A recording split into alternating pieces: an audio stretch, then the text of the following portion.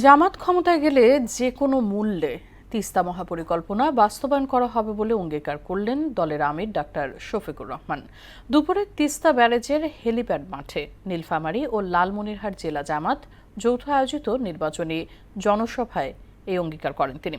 এর আগে কুড়িগ্রামে উত্তরবঙ্গকে কৃষির রাজধানীতে পরিণত করার প্রতিশ্রুতিও দেন ডাক্তার শফিকুর। প্রতিনিধিদের তথ্যে আরও জানাচ্ছেন আফরিন পপি। ত্রয়োদশ জাতীয় সংসদ নির্বাচনকে সামনে রেখে নির্বাচনী মাঠ চষে বেড়াচ্ছেন জামায়াত ইসলামীর আমির ডাক্তার শফিকুর রহমান। এতে নানা আশ্বাস প্রতিশ্রুতিতে দলের পক্ষে ভোট প্রার্থনা করেন তিনি। এই তিস্তাকে ইনশাআল্লাহ বিইজনিল্লাহ আমরা তিস্তাকে জীবন দিব ইনশাআল্লাহ। ওই তিস্তার কঙ্কালার মরুভূমি থাকবে না।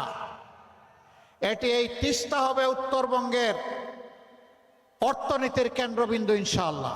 বুধবার তিস্তা পাড়ে নির্বাচনী জনসভায় অংশ নিয়ে জামায়াত আমির বলেন, যারা জাতির সঙ্গে দীর্ঘ সময় বেইমানি করেছে, আগামী নির্বাচন তাদের লাল কার্ড দেখানোর নির্বাচন। যারা জাতির সাথে দুর্নীতি করেছে, বিশ্বাসঘাতকতা করেছে, বেইমানি করেছে, এদেরকে লাল কার্ড দেখানোর নির্বাচন।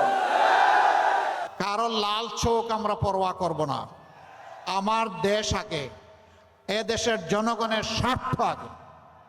আমরা কারো স্বার্থে আঘাত দেব না, কিন্তু আমাদের স্বার্থে কেউ এসে বাগড়া দিবে তাও আমরা মেনে নেব না। এর আগে কুড়িগ্রামে 11 দলীয় ঐক্যজোটের জনসভায় কোনো বাধাই জনতার বিজয় ঠেকাতে পারবে না মন্তব্য করে জামায়াত ক্ষমতায় গেলে বঞ্চিত জেলা কুড়িগ্রাম থেকেই উন্নয়ন শুরুর প্রতিশ্রুতি দেন তিনি। এগিয়ে যাব, কেউ থামাতে পারবে না ইনশাআল্লাহ। বাধা মানব না ইনশাআল্লাহ, বাধা মানব না। কোনো বাধাই এবার জনতার বিজয় আর ঠেকিয়ে রাখতে পারবে না ইনশাআল্লাহ। এ সময় উন্নয়ন বঞ্চিত উত্তরবঙ্গকে উন্নয়নের রাজধানীতে রূপান্তরের আশ্বাসও দেন ডাক্তার শফিকুর রহমান। সংগ্রামী সাথী ও বন্ধুগণ, আফরিন পপি, মোহনা সংবাদ।